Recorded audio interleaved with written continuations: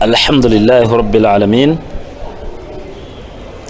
والصلاة والسلام على أشرف المرسلين صلوات ربي وسلامه وبركاته عليه. إخوة في الله، أوصيكم وأوصي نفسي بتقوى الله كما ذكره عز وجل: يا أيها الناس اتقوا ربكم الذي خلقكم من نفس واحدة وخلق منها زوجها وبث منهما رجالا كثيرا ونساء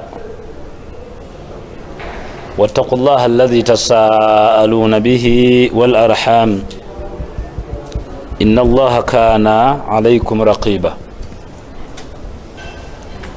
يا أيها الذين آمنوا اتقوا الله وقولوا قولا سديدا يصلح لكم أعمالكم ويغفر لكم ذنوبكم ومن يطع الله ورسوله فقد فاز فوزا عظيما. asinzibwa ebbanga lyonna ye Allah waffe oyo awaniridde eggulu n'ebinene ebiri eyo. Tumusaba okusaasana emirembe ku nabbi w'enkomerero Muhammadin sallallahu alaihi wasallam na ku bonna abanaamugoberera okutuusiza ddala omulezi waffe lwaliyimirizaawo enkomerero. Mbalaamira tubeere ku Allah waffe omu lutujja okusobola omusinkana nga musiimu gye tuli,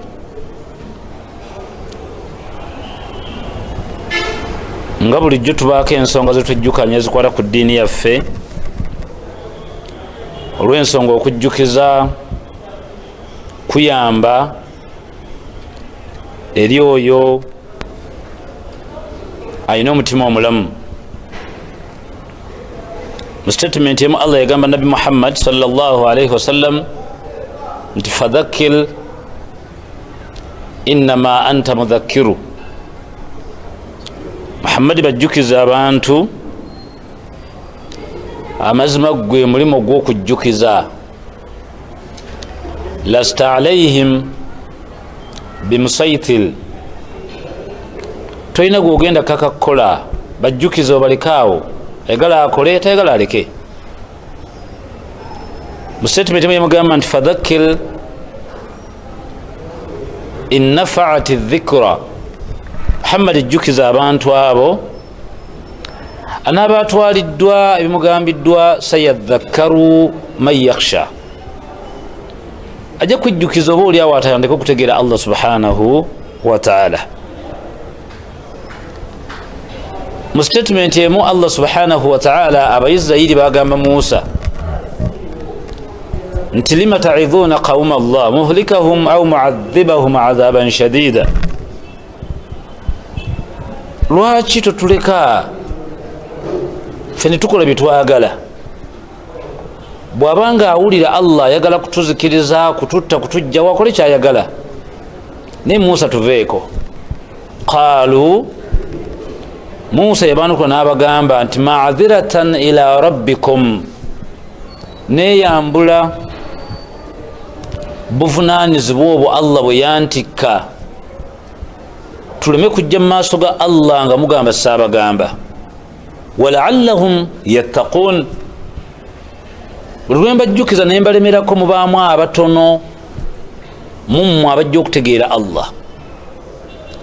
Kati okujjukiza oba oliawo okugasa omuddu omukkiriza, fa inna dhikra tanfa'u almu'minin, amazima okujjukiza kuyamba kutaasa eri oyo alimu akatya Allah subhanahu wa ta'ala. Olwaleero biidhnihi ta'ala katwogereko katono nnyo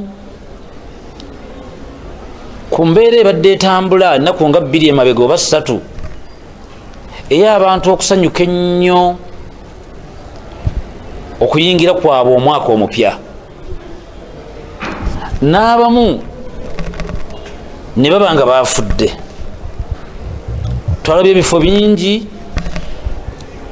abantu nga bafiiridde mu mbeera eyo okusanyuka n'okujaguza nga basanyukira okujja kw'omwaka era nga beekulisa okugenda kw'omwaka ogwagenze.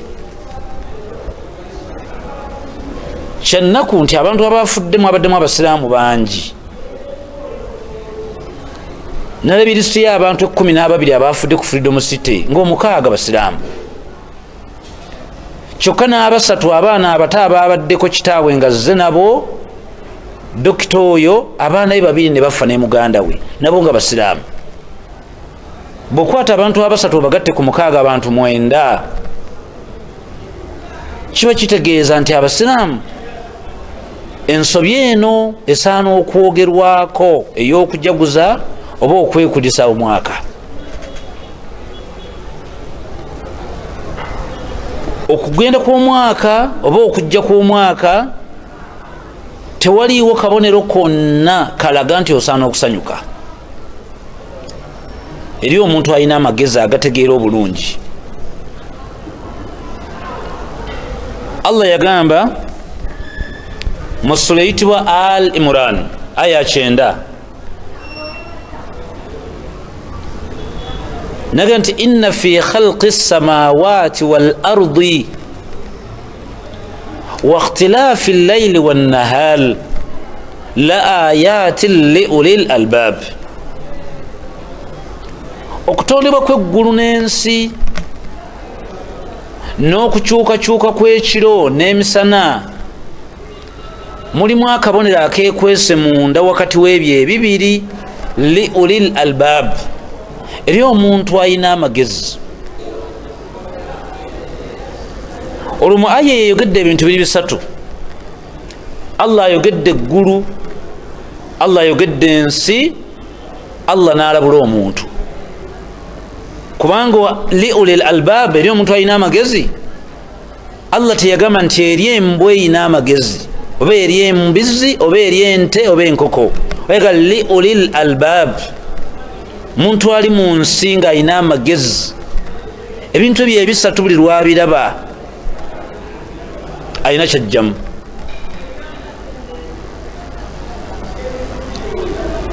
Essula yeyitibwa Al Imran yemu ku ssuula z'osoma mpola yeewuunyisa ina ebigambo bingi ebyali biraga amaanyi n'obuyinza bwa Allah subhanahu wa ta'ala.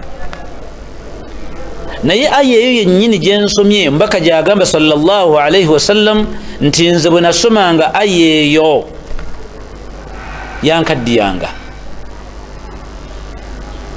yamukaddiyanga.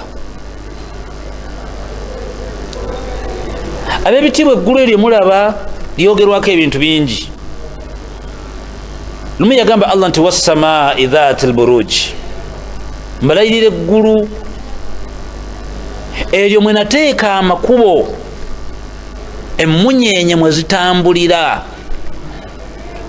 Eggulu eryo mwe muli ekifo enjuba weeri, eggulu eryo mwe muli ekifo omwezi mwe guli. Ebyo ne byenkugamba binene. Naye agambye nti wassamaa'i dhaatil buruuji, mbalayirira eggulu eryo omuli amakubo mwe nateeka emmunyeenye. Eggulu eryo bw'olitunuulira bw'oti terina mpagi. Allah yateekawo eggulu eryo terina mpagi. Tarawunaha, ne bw'oganula amaaso ne weekwekawa toyina mpagi gy'olabe ekutte eggulu eryo. Lumu yabuuza nti eggulu eryo mulaba obunene bwalyo? Singa omulezi wammwe ndita wa inzaalata, singa ndita mulinayo ekitonde mu nsi ekiyinza oddikwata kubanga liwaniridde ebinene ebitagambika. Mu statement emu beeregera ku lyagamba nti farji'il basara, buli muntu ali mu nsi atambuza amaaso atunuulire eggulu eryo. Ahal tara min futul, bw'otunuulira eggulu eryo Allah bukyanga aleeta mazzi emyaka egiri mu 104 oba bukyanga atonda nsi eno ng'enkuba eva mu ggulu eryo, wali olabyeko awatonya obanga wetagisa ebbaati baserekewo oba pati ega nti farji albasara abuuza abantu musitule amaaso gammwe mutunuulire eggulu eryo hal tara min futul olina woolaba awatonya awaliikinga nga weetaaga omugezi ajja azibewo naye nga ate amazzi gaveeyo bwe tokimanyi nti akasolya k'ennyumba oba factory oba ki buli lwewangaala ebbanga eddene mutandika okulaba nga waliwo awaliikinga kati akubuuza nti farji albasar mutunulire eggulu eryo hal tara min futul mwina we mulaba awazitoye nga wagenda kugwamu wetaaga empagi tuwawanirire mwina we mulaba olwatika wetaaga kusiba n'akaseminti mwina we mulaba nga wakula bubi wetaaga kutereeza kwe kukireeta mu Qur'ani akikulayirira laga nti inna fi khalqi samawati eyo inna harfu tawkid enyukuta yekozesebwa buli lwegiwulira mu Qur'ani ejjanga ekakasa nsonga esimba bunene bwa nsonga mu Luwarabu bagiyita harfu tawkid tunsibu almubtada wa turfau alkhabar lwowulira enyukuta eyo ejjanga ekakasa inna fi khalqi samawati wal ardi Allah agamba mbakakasa bantu mmwe okutondebwa kw'eggulu n'ensi mulimu akabonero akeekwese ensi we tuli yagikolanga museetwe naye ku lunaku luli agenda kujjamu ensozi ega la tara fiha iwajan wala amta otambuze bwoti amaaso nga toyina woolaba katunnumba wadde kasozi ng'amaze okukola levo ku lunaku luli kati mu nsi nagenda tekamu ensozi n'amayinja ezo nga zeziringanga zempagi ezikutte ensi ereme kuyuuga ensozi ezo bwe zitabaamu n'obutunnumba bwe mulaba omwo n'amazzi ensi ebeera etagala buyinza okukeera enkya abantu abadde bayimiridde wano ne mubasanga e London naye empagi eyo ekutte nga buli ayuuga oba azunga ozungira awo wooli olabe mayengo gano okukutwala gyeta force of gravity galeke mayengo okukutwala kusuula London n'ensi n'agirayira mu statement emu Allah bwe yali ayogera ku nsi ng'alaga nti eyina ebintu byekweka bingi wa akhrajat al ardu athqalaha wa qala al insan ma laha olunaku luli agenda kulagira ensi efukumule ebintu byemutamanyi nga bingi ina byeyamira edda ensi eno gyemula tuliko bwobanga ogitambulirako obeera nga mwegendereza nnyo awoyendera ku nsi waliwo gwe baziikawo awottidde omuntu waliwo gwe baziikawo awoyina ennyumba waliwo gwe baziikawo naga nti wa akhrajat al ardu athqalaha olunaku luli ngenda giragira ejjeyo ebintu byayo byonna wa qala al insanu ma laha mukyekanga ekinaabawo ng'ensi efukumula ebitagambika omuntu wabuze kati tuddawa kyekiddako ogenda wa Allah mu aya eyo kwe kutandika n'ebyo ebibiri naga nti inna fi khalqi samawati wal ardi n'aleeta ebibiri ebyokubiri wa ikhtilaafi llayli wannahar okukyukakyuka kw'ekiro n'emisana n'olaba nga enjuba evuddewo ate omwezi ogumanyiddwako nga diyah ogwaka gwo ne gujja obudde ne bukya ate enjuba nedda lumu yaga nti washamsi waduhaha washamsi waduhaha malayira enjuba n'okwaka yakana kwayo oba n'ekitangaala kyayo lwaki agirayira enjuba mu bwengula eyo gyeri kilomita ezitagambika obwesedde n'obwesedde bwa kilomita obuli eyo eyaka eyo gyeri naawe kennyini wooli n'otuuyana nojjamu n'essaati ng'owulira enjuba ekutta naye nga weeri wala. abatera okutambula mu bwengula, olina ennyonyi lwetuuka n'osoma ku kamera yaabwe ng'eraga nti muli mu bwengula emitwalo 10 kilomita, si zedduka wabula obwengula gyeri obuwanvu emitwalo 10, naye ng'enjuba temunnaba wadde gisemberera wadde akatikiti kyakamu. naye akuwe nti washamsi waduhaha, mbalayirira enjuba eyo yakayakana. lumu yagaa nti wadduha, mbalayirira obudde obw'okumakya enjuba ng'etandika okwokya, mba mukyalimu olwewowewo. obalaba nti bwanjawulo ku ssaawa 7 bwanjawulo ku ssaawa 11, akulayirira enjuba eyo. kati wakhtilaafi llaili wannahal, okukyukakyuka kw'ekiro n'emisana, la aya, mulimu akabonero akekwese eri omuntu alina amagezi. omubaka olwamala aye n'akaaba maziga. lwaki akaaba?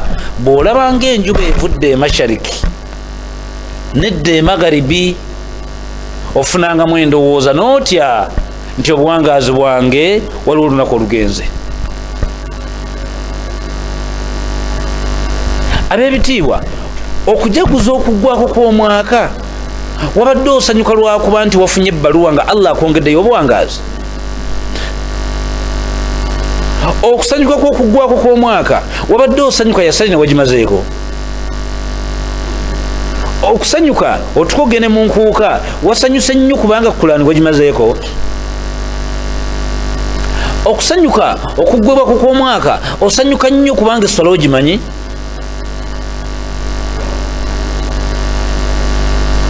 sallallahu alaihi wasallam akaabira kugenda kwa nnaku,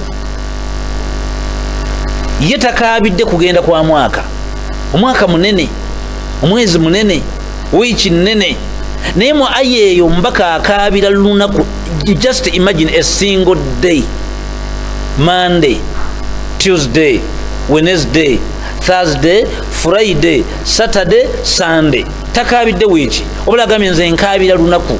Allah lwe yaleeta mu Qur'ani, inna fi khalqi samawati wal ardi wa ikhtilafi llaili wan nahar. ab'ebitiibwa, enjuba okwaka n'ezibya olwo lunaku, ekiro ne kibikka ne bukya ne wajja olunaku olulala. olunaku olwo lwe lumukabya amaziga. genda ng'onoonya enkaaba ze gwe zootakaabira, ate osanyuka n'osanyukira ebitalina makulu. mu sura eyitibwa Nisaa aya 41 ayina aya mukwano gwayitibwa Abdullahi ibn Mas'ud radiyallahu anhu gye yamusomera n'akaaba maziga. so nga gwe ne bw'ogiwulira tosobola kukaaba maziga. aya egamba fakaifa idha ji'na min kulli ummatin bishahid, buliba butya Allah lwalikeera n'alangirira nti enkomerero eyimiriddewo, naye mu maaso gange nze Allah wammwe njagala buli nabbi andeetera abantu be. waji'ina bika ala haulai shahida, Muhammadi nkwagala gwe ng'ensi yonna gwe ogikulembedde. yakaaba gwe mumawulire ago towuliramu kikaabya, toyinaamu ndowooza nti bayinza okukuleeta ku lunaku olwo ng'oli mugogo gw'omubaka Muhammad naye nga ye gwe aliidinze bamalaaya ku kaalo kuwali oli. toyinaamu kutya nti bayinza okukuleeta ku lunaku olwo ng'oli mugongo gw'omubaka naye nga mubaali basiba betingi bakulonze nga gwe mukama waabwe. toyinaamu kutya nti ku lunaku olwo Allah ayinza otuyita ng'ayagala ababbi naye ng'oli mu lisiti y'ababbi. yakaaba takaaba nti ye agenda kujja ng'agenda mu muliro, wabula akaabira mmwe. kati aya eyo njagala naawe ojjemu ekyokuyiga nga naye bwe yakaaba n'atya naawe ogiti. ab'ebitiibwa, okukyukakyuka kw'ebiseera kabonero akalaga nti entaanaayo bwe banaasima batandise okuteekawo demarcation. okulambawo. Wali mwana muto, maama wo yafa, oli mwana muto, otandise okumera envi. Naye ku myaka gyegyo 7 gyoyina Sulaiman Said, naawe ampuliriza oba ndaba, emyaka egyo 7 gyoyina toyinaamu kwekengera nti essaawa yonna bayinza okunnaaza. Genda mu ssula eyitibwa Luqman, aya esemberayo ddala, olabe ebintu ebitaano Allah byeteeka mu aya eyo. Ebintu ebitaano Allah byeteeka mu aya eyo, agaga nti wama tadiri nafsun bi ayi ardun tamut. Buli muntu atambula mu nsi wano tamanyi kafo wagenda kufiira. Ekyo kyegendereze. Buli muntu yenna gwe mulaba atambula wano mu nsi tamanyi kafo wa wagenda kufiira. Naleeta ekyokubiri, buli muntu yenna mu nsi wano waali tamanyi bigenda kubaawo nkya. Olaba wabyawudde? wama tadri maadha taksibu nafsun ghada. Buli muntu atambula muno mu nsi tamanyi nkya kigenda mumutuukako. Oyinza okuba nga ku lisiti y'abantu Allah bagenda okumenya amagulu mwoli, ng'enkya zigenda okubeera ssaawa 9 nga tukyalina kugulukulamu. Kati bw'osanyuse nnyo ku lunaku lw'enkuuka ng'oyingidde omwaka, ebigenda okubaawo ku Lwokutaano lwa wiiki eno obimanyi ebinaakubeerako? Olyoka osanyuke ebijja mu maaso obimanyi? Muyina n'enjogera y'ekijega etambula ennyo egamba nti ebirungi biri mu maaso. Bwe bibanga ebirungi biri mu maaso, okufa kuliwa? Kufa kulungi. Era singa bakubira simu ne bakuwa amawulire nti mukazi we afudde n'abaana bo 2, ng'odda mu dduuka ng'oseka. Bwe bibanga ebirungi biri mu maaso, okufa kukuliwa? Tekuli mu maaso. Allah aleeta ebintu 5 biri mu ssuula eyitibwa Luqman, aya esemberayo ddala, n'ababuuza bantu mmwe otambula mu nsi naye tomanyi nkya kigenda kukubaako. Kati weewuunya era weewuunyisa okulaba omuntu ayingidde emyaka 67 nga naawe mu nkuuka wabaddeyo, era ng'oliawo oganudde amaaso olinze beene, aleete ekisumuluzo akuggulira oyingire. Oyo nno eyagguddewo ayinza naye yennyini obuteggalira. Mwaka gwennyini gumulaba guno ne gumulema okufuluma, so nga yabaggulidde muyingire era n'abaggalira omwaka gw'ekisiraani. Naye yennyini eyabaggulidde oyo guyinza omulema okufuluma. Lwaki? Kubanga gwe bayita mwaka tomumanyi.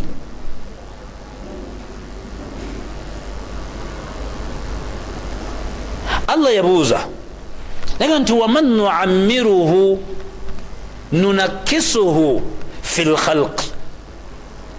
Mwe temukimanyi nti oli lwenkuleka mu nsi ebbanga nga ppanvu ntandika okukyusa entegeera yammwe n'obubumbwa bw'obutonde mbukyusa?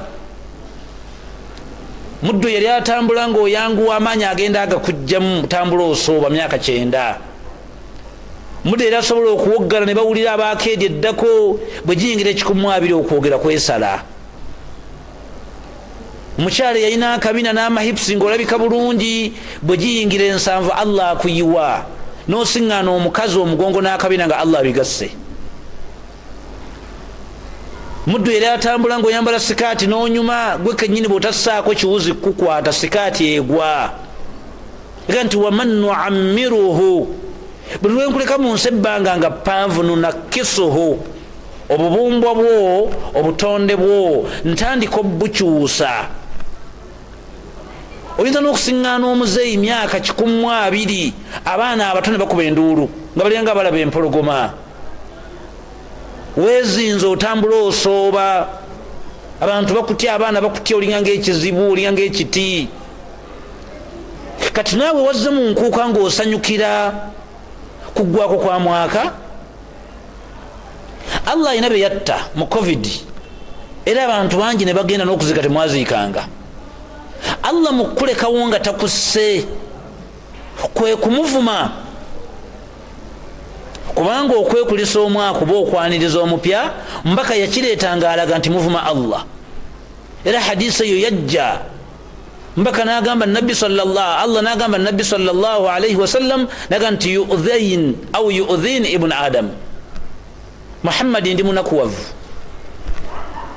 Muhammadi ndi munakuwavu ku bantu. Ani anakuwala? Allah subhanahu wa ta'ala, omutonzi anakuwalira kye yatonda. Naga nti yu'dhin au yu'dhin ibn adam, abantu banakuwaza Muhammadi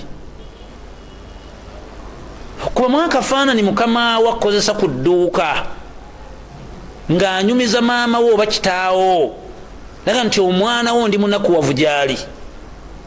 Amawulire ago bwe gakutuukako ggwe gwe bakozesa osanyuka? Tokimanyi nti omusaala ayinza okugusala? Tokimanyiiko nti ayinza okukugoba? Naye Allah agamba Muhammadi sallallahu alaihi wasallam, Muhammadi gwagamba muntu nga gwe yatumwa butumwa gye tuli. Laga nti yu'dhain, ndi munakuwavu nnyo ku bantu.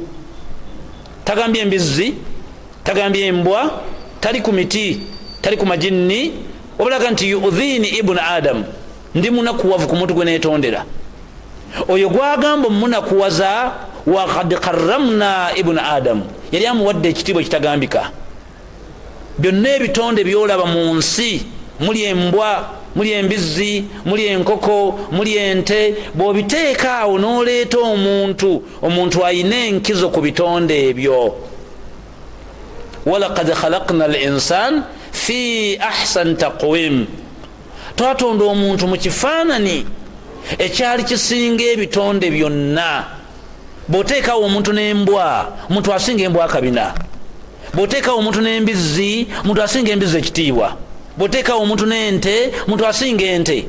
Ne Allah agambye nti obunakuwavu bw'alina ku bitonde ebiri mu nsi tabulina ku mbizzi wadde embwa, wabula munakuwavu ku muntu. Yakoze eki? Yasubbu dahal, yavuma omwaka, oba avuma omwaka, oba yeekulisa omwaka. Allah naga nti wa anna dahal, ekyo kye mwekulisa kye muvuma yenze. Gwani avuma Allah? Obikkulira omulezi wa kamwa ku bintu byakkoledde ne byoyina n'endabikayo, olabanga asaana kusasulwa na kumuvuma. Era gwe towuliramu okutya bwe kibanga yennyini yakigambye nabbi nti munakuwavu nnyo gye tuli, era n'okiddamu.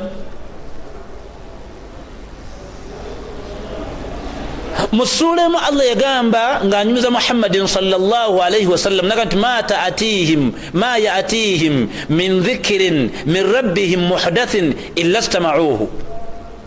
Muhammadin kutuma mu bantu, naye toyinaayo aya n'emu gy'ogenda kusomera bantu nga mpya mu matu gaabwe. Illa istama'uhu, buli aya, buli nsonga gy'ogamba abasiraamu baagiwulirako dda.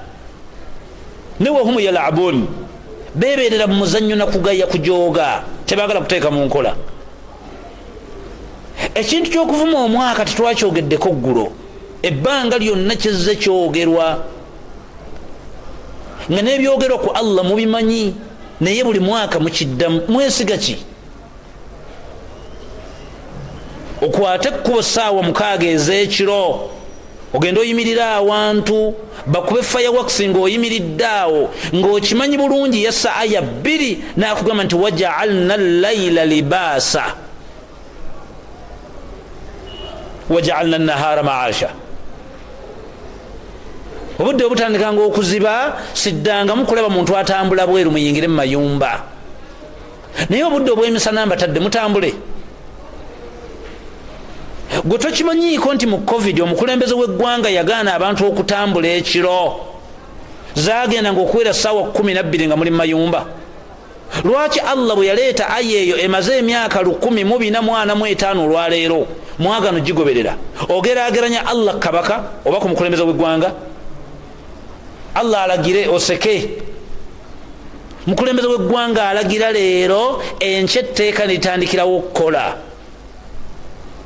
afaman yakhluqu kaman la yakhluqu, gwe bw'otuulawo mu nnyumba yo n'otunuulira Allah n'ebintu byazaakola n'omukulembeze wa ggwanga byakolera ensi, mulaba nga byenkanankana. Allahu khaliqun, Allah atonda, n'omukulembeze atonda. Allahu yarzuqu, mulezi waffe atuwa ebyokulya, aleeta emmere okuva mu ggulu, enkuba eyo ejjanga ezze bantu balime, mukulembeze w'eggwanga gaba enkuba.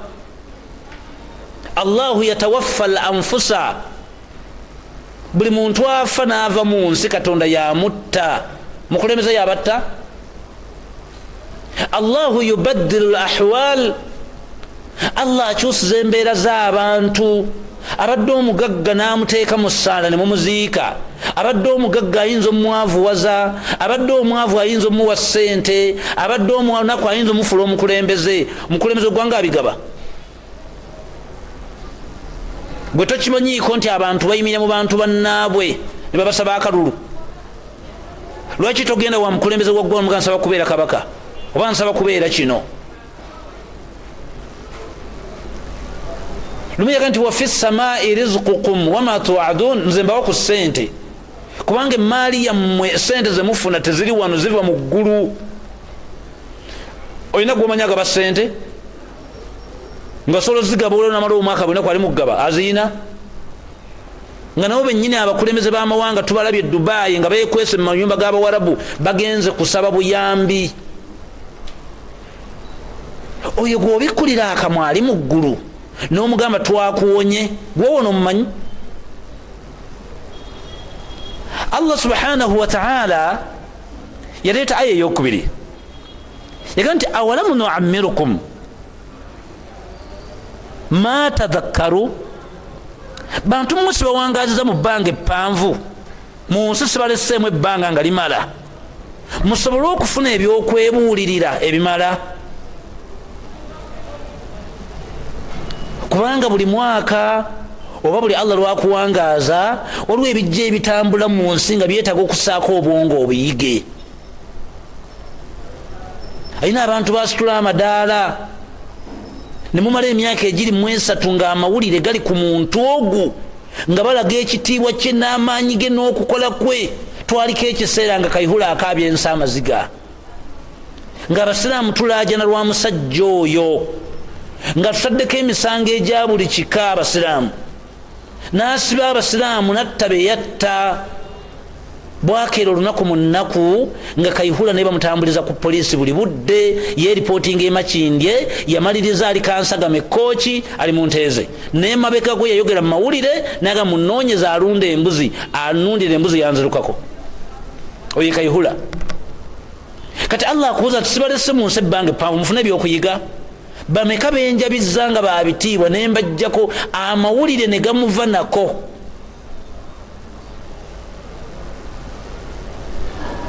Temuziikangako banene, ebyo anaabikola Allah subhanahu wa ta'ala. Kwe kubuuza nti ma lam tadhakkaru awalamu nu'ammiruhum ma tadhakkarun, sibawangazza ebbanga mu nsi ebbanga limala mufune ebyokuyiga mu bintu byenze nkola. Olwo lwaleeta enkuba, lumiyaga nti anzala min assamai maa fahtamaru zabadu rabiya. Waliwo ebiseera lwendeeta mu nsi enkuba nga nnyingi n'osiŋŋaana amataba nga ganjadde, naye amazzi ago ne gajja n'emukoka ne galeeta ebikebe, ngaleeta ebikoola, ngaleeta ebiti, ngaleeta ebiki. Amazzi ago ne gagenda fayadhahabu jufa. Ebintu ebyo ebireeteddwa ebikebe, ebiti, ebikoola bibeera awo nga tebirina makulu. Naye amazzi gammwe ge munaakozesa mmwe enkya ng'omusana gutandise okwaka, amkuthu fi turabi, nga bakwekera mu ttaka. Amazzi gano agamukoka mbanjoza nsi era wengatwala mmanyiiwo. N'abuuza nti mmwe ekyo temukimanyi, temukiraba? Oyi Allah subhanahu wa ta'ala tomusasulanga muna kumuvuma n'ovaamu ekigambo ekigamba nti mwaka gwe tobadde towoneka oba omaze okukakasa nti Allah nkubuuse nkuwonye, buli ava wano thumma ila rabbihi yurjaun. Yagala buli muntu gwenzija wano ku nsi, ku mwaliro gw'ensi, ate tumwagala tumuyita, gwowonye olaba bwomusiŋŋaanye ye Allah subhanahu wa ta'ala. Ayemu omubaka Muhammadin sallallahu alayhi wasallam yali asomera Bayudaaya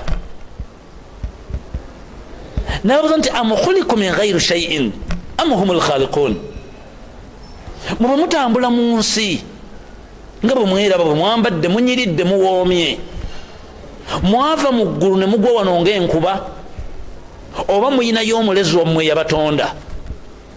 Ekyo kijje ku Bayudaaya okyeteekeko. Kale gwe avuma Katonda, gwe bwe weeraba nnyoka akuzaala n'ekitaawo mwova famire gy'ova, mwava mu bbanga ne mugwanga enkuba, oba muyina ye yabatonda ng'oyo yeetaaga okuwa ekitiibwa n'okuwa obudde, olyoka osumattuka ekigambo ekigamba nti happy new year, olwo oguwedde mwaka ki gwobaddemu ng'okyali mulamu, olina abaana, olina awakaawo, ekifo ky'okumwebaza bw'ofulumya ekigambo ekyo mbaka kyagamba nti omaze okuvuma Allah, fastaghfiru lahu. Buli yenna yabadde mu nkuuka, oba yaweereza message n'ogamba happy new year, oba yenna yaguze enkoko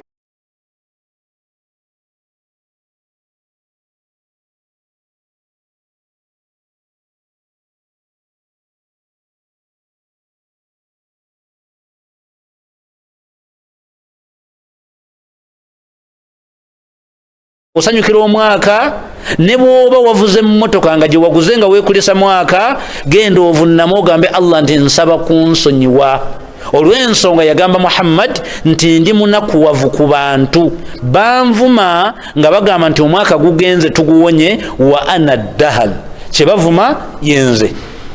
Hayakum Allah wa jazakum Allahu khaira. Assalamu alaikum wa rahmatullahi wa barakatuh.